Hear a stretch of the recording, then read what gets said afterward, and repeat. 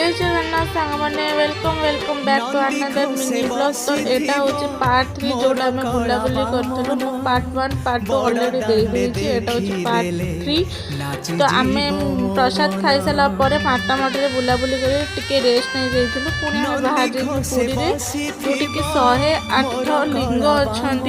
तो मोर एक्जाक्टली से नाटा मन पड़े से मंदिर ओमकेश्वर ना कौन एमती गोटे ना था। सॉरी मत क्षमा करदे मोर ना मन पड़े जो तुम फास्ट टाइम पे जाइली मत मन ना। तो सब आम देखिलु से बहुत सारा जिन मुझे रेकर्ड करने को भूली जाइली। से बहुत भल भल जिन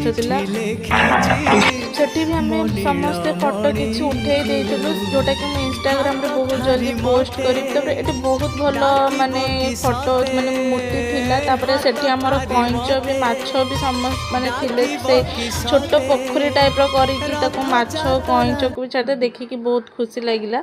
सेठी प्लेस भी बहुत भल माने बसिबा पई पूरा शांति लगे सेठी बसिले। बट जेहेतु आम समय अभाव सकाशे आम रही पार्लुनु। तापरे एठी आम कुनी पुओ भी खेलुतला ए सब किछि छोट छोट छुआ मान आम पे करथिले कोन हेई न था छाड़। तापरे बहुत जल्दी आम जगह पाखक पळैथिलु दर्शन करिया पे। जेहेतु पताका लगे जो टाइम रो से टाइम रे ही आम बाहर थिलु जगह को दर्शन करबा पे।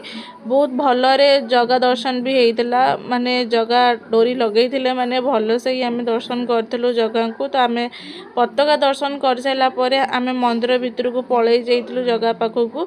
तापरे आम आसु आसु बहुत लेट हो गला 8टा 8:30 हो गला। जेहेतु आम संक्रांति थिला तो आम जल्दी पळै आसलु घर को। समुद्र कूल ये सब आम किछि बुलाबुली करि पार नथलु।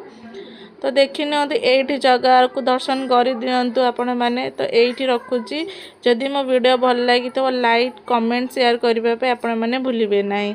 जय जगन्नाथ।